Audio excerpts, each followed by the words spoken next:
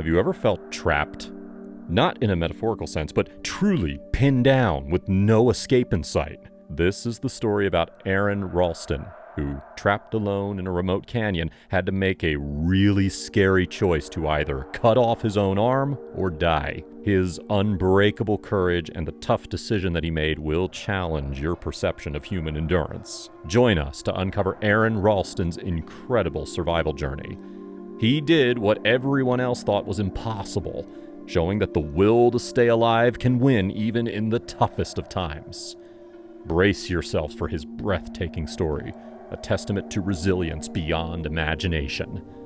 Before we dive into today's video, make sure to hit the bell icon so you don't miss any updates. We upload daily. If you're new here, don't forget to subscribe and join our amazing community. Now, let's get started. Aaron Ralston, born on the 27th of October 1975, is an American mountaineer, mechanical engineer, and motivational speaker who is no stranger to the great outdoors. Growing up in the Midwest, he developed a passion for adventure from an early age. A passionate hiker, climber, and mountaineer, he sought solace in nature's rugged landscapes and challenges. On April 26, 2003, Aaron set out on a solo journey to explore the rugged terrain of Utah's Blue John Canyon. With minimal gear, a backpack, and a thirst for adventure, he set out to conquer the challenging terrain that awaited him.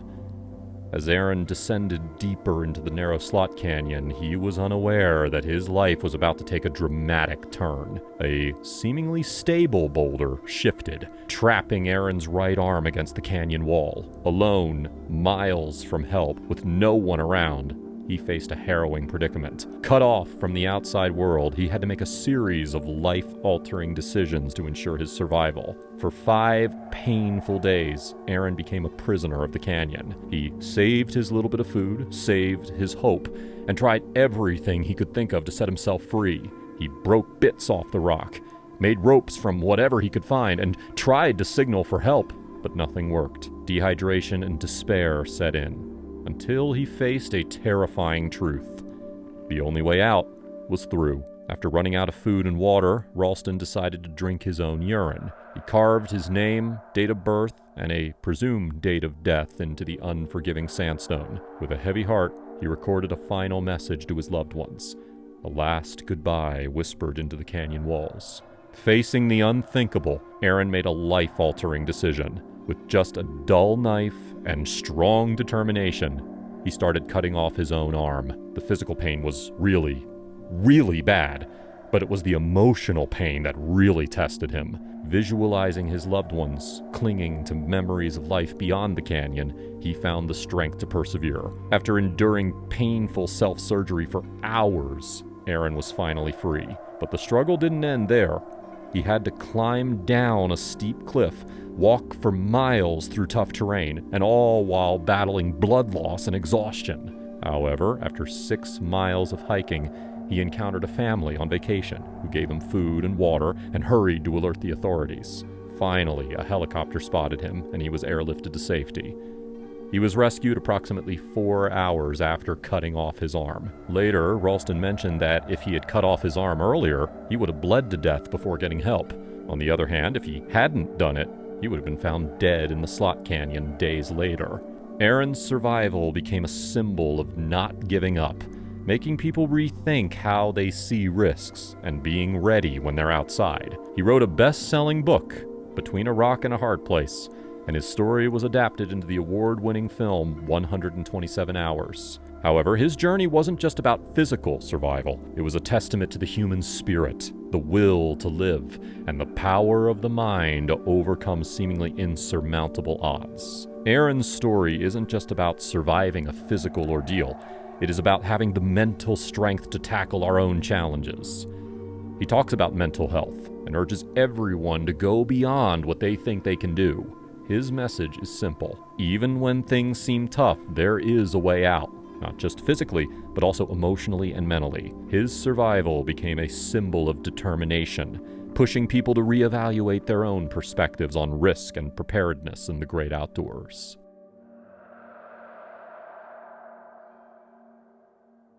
A lone fisherman, lost in the vastness of the Pacific Ocean, battling monstrous waves and relentless storms. Meet Jose Salvador Alvarenga, a man who endured 438 days adrift at sea, facing hunger, thirst, and the constant fear of sharks. His journey is not just a survival tale, it is a testament to the unyielding strength within us all. Imagine being alone, with nothing but a small boat and the vast horizon stretching endlessly. In this incredible real-time Survivors episode, we uncover the awe-inspiring story of Jose Salvador Alvarenga, the man who defied all odds, emerging from the depths of despair with a spirit unbroken. Get ready to be amazed as we delve into the extraordinary journey of resilience, hope, and the remarkable human will to survive. Stay tuned, because this is a story you won't want to miss. Jose Salvador Alvarenga, a Salvadoran fisherman, found himself in the midst of a life-changing ordeal in 2012. Born on February 7, 1975, Alvarenga spent most of his life making a living on the sea. Little did he know that one fishing trip would turn into a 438-day struggle for survival. It's November 17, 2012, and Jose Salvador Alvarenga, a skilled fisherman, leaves the Costa Azul fishing village in Mexico, alongside an inexperienced companion, 23-year-old Ezequiel Cordoba, with whom he had never worked. They are on a mission, planning to spend an intense 30 hours out at sea, hoping to reel in sharks, marlins, and sailfish. Shortly after embarking, their boat was hit by a storm that lasted 5 days, during which the motor and most of the portable electronics were damaged. Though they had caught nearly 500 kilograms of fresh fish, the pair were forced to dump it overboard to make the boat steer in the bad weather. Alvarenga managed to call his boss on a two-way radio and request help before the radio's battery died. They didn't have sails, nor oars, nor anchor, nor running lights, nor any other way to contact shore. The boat began to drift across the open ocean. Much of the fishing gear was also lost or damaged in the storm, leaving them with only a handful of basic supplies and little food. A search party was sent, but after 2 days with no success, their boss gave up and assumed that they had drowned. Alone and without food or supplies, the two fishermen survived by eating raw fish, turtles, and jellyfish. They drank rainwater and turtle blood. As weeks turned to months, Cordoba became severely unwell from eating months' worth of raw food and died. Alvarenga saw many big ships, but he was unable to find any help. He knew how much time passed by counting the phases of the moon. After counting 15 moons, he saw land, a small, lonely island in the Marshall Islands. On January 30th, 2014, he left his boat and swam to shore. There, he found a beach house owned by a local couple. The distance he traveled is said to be between 5,500 to 6,700 miles. At first, some newspapers said Alvarenga counted 15 moons, which they thought was 16 months. Later, they corrected it to 13 months. After his rescue, Alvarenga faced the challenges of reintegration into society. His health had suffered, both physically and mentally, but with the support of medical professionals and loved ones, he began the process of rebuilding his life. Alvarenga's parents hadn't talked to him for a long time, and they thought he was dead even before he disappeared. When they found out he was still alive, they were really happy. His dad said he prayed for him. Alvarenga's daughter, upon hearing the news, said that when he comes back, the first thing she'll do is hug and kiss him. Jose Salvador Alvarenga's story is a testament to the indomitable human spirit. Against all odds, he survived an unimaginable ordeal at sea, teaching us the value of resilience, hope, and the will to live.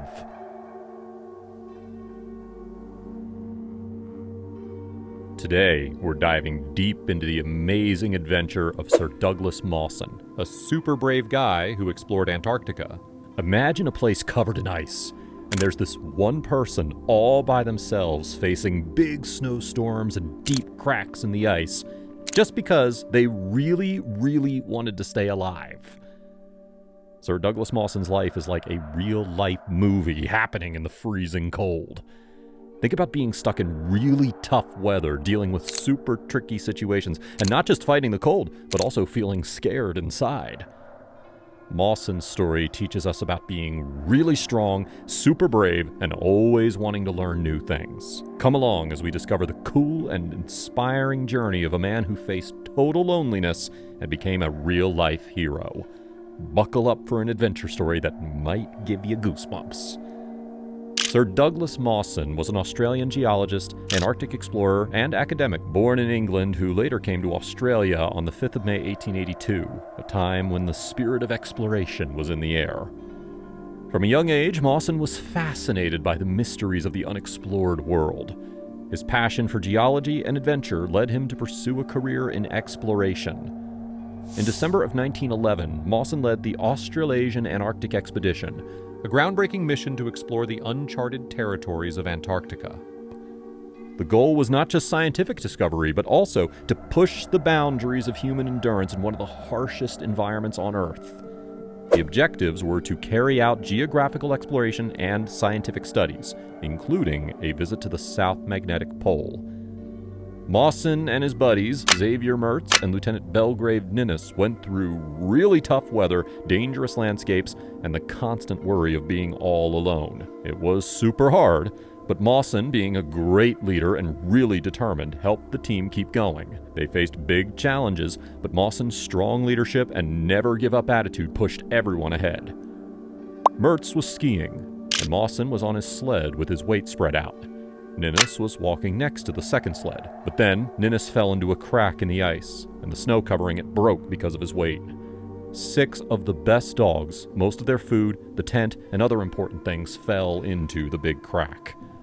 Mertz and Mawson saw one dog that didn't make it, and another one that got hurt on a ledge about 165 feet below them. Mawson found himself in a life-or-death situation. He had to make a really tough choice to save himself. It was a very sad decision, but he had to cut the rope to stay alive. Mawson and Mertz were now all by themselves in the freezing Antarctic. After a brief service, Mawson and Mertz turned back immediately. They only had enough food left for 1 week for both of them, and no food for the dogs. But they had a lot of fuel and a special stove called a primus. They pulled the sled for 27 hours without stopping to get an extra cover for their tent, which they had left behind. They made a frame for it using skis and a theodolite. Since they didn't have enough food, they had to use their last sled dogs remaining to feed the other dogs and themselves. They crunched the bones and ate the skin until nothing remained. Both men felt dizzy, nauseous, and had pain in their stomachs. They also acted strangely, and their skin, hair, and nails started falling out. Their eyes and skin turned yellow. Later, Mawson noticed that Mertz didn't want to move and only wanted to stay in his sleeping bag. Mertz had more seizures, and then he went into a deep sleep and never woke up. He passed away on January 8, 1913. Mawson continued the final 100 miles alone. On his way back to the main camp, he fell through the top of a crack in the ice. Luckily, his sled got stuck in the ice above and it stopped him from falling further. He used the straps that connected him to the sled to climb out of the crack. When Mawson finally got back to Cape Denison, the ship Aurora had left just a few hours earlier. They called the ship back using a wireless message, but the bad weather stopped them from rescuing him.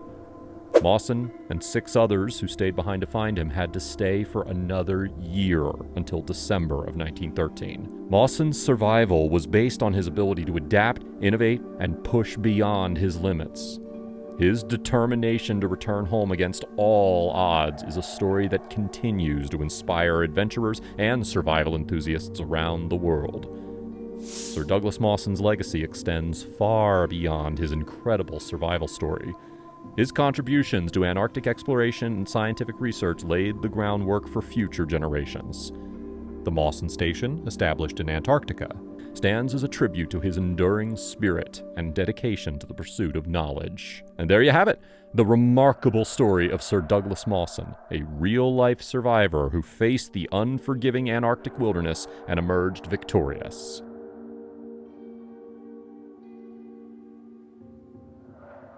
In the vast heart of the Australian outback, where scorching heat meets endless horizons, one man's ordinary road trip turned into an extraordinary tale of survival. Meet Ricky McGee, a simple electrician whose life took a dramatic turn when his car broke down, leaving him stranded in the unforgiving wilderness. For 71 days, Ricky battled the harsh outback elements, relying on his wits and survival skills to endure the isolation and scarcity of resources. Join us as we unravel the incredible tale of Ricky McGee lost in the outback, a gripping journey of resilience, resourcefulness, and the indomitable human spirit against all odds. Get ready for a journey into the heart of survival that will leave you amazed and inspired. Ricky McGee was born in either 1970 or 1971 in Gippsland, Victoria, who later moved to Melbourne. McGee had many different jobs. He sold carpets, caught prawns, worked as a nightclub doorman, and was an electrician at different times. In January of 2006, McGee set off on a long drive. He took the Buntine Highway, mostly a desert road, through the Northern Territory's outback. Ricky's adventure took an unexpected turn when his car broke down in the middle of nowhere, stranded and miles away from the nearest town. Now, at first, he said to his rescuers that his car broke down. Later, the Washington Post reported that he changed his story, saying hitchhikers drugged him and left him for dead. McGee gave a ride to a single Aboriginal hitchhiker. He thought the hitchhiker might have drugged his drink during the journey. Another tale of his claims that he stopped to help 3 men who had run out of petrol, but then was set upon when he got out and was knocked unconscious. He says they stole his car and his shoes before abandoning him in a shallow grave in the desert, even though they were kind enough to leave him with just over $12 in his pocket. No matter how he got there, McGee was in a tough situation. He didn't know where he was, and he had nothing useful with him. He walked for 10 days in the Tanami Desert's hot area. It was so hot, over 40 degrees Celsius, that he often lost consciousness through heat exhaustion. McGee stayed alive by eating leeches, insects, snakes, ants, lizards, and plants. He drank water from dams and waterholes and searched for food every evening. He only ate once a day to survive. When there was no water, he drank his chilled urine to reduce the taste. McGee baked in the day and froze at night. He made shelters from old branches and later found a broken windmill. Using a cattle yard's feed trough, he built a small home on a dam, living there for 10 weeks. McGee got very weak, struggled on daily trips for food, and even faced a dangerous tooth problem. With weakened strength, he managed to remove an abscessed tooth using his car keys. After being missing for 71 days, McGee was found around 50 kilometers away from Birindudu Station. Local station workers and trainees called jackaroos discovered him. When they found him, McGee was extremely hungry, sunburnt, and in bad shape from lack of food and exposure to the elements. The manager of Birindudu Station described him as just a walking skeleton when they brought him in, and mentioned that the area that they found him in was one of the most isolated places in Australia. On April 5th, 2006, McGee was flown to the Royal Darwin Hospital. The medical staff said that he was very thin, but he did have enough water in his body. While at the hospital, the police talked to McGee, but they didn't find any proof that he did something wrong. They couldn't even find his stolen car. According to McGee, during his time in the outback, he encountered various challenges, from extreme weather conditions to encounters with wild animals. His resourcefulness and determination were truly remarkable as he fought against the odds to stay alive. When McGee was rescued, his tough journey in the outback was finally over, but new challenges came up. The media got really interested, and some people didn't believe his story. Despite all that, Ricky stuck to his story about surviving in the wild. Ricky McGee's story shows us that life can be full of surprises, and people can be really tough.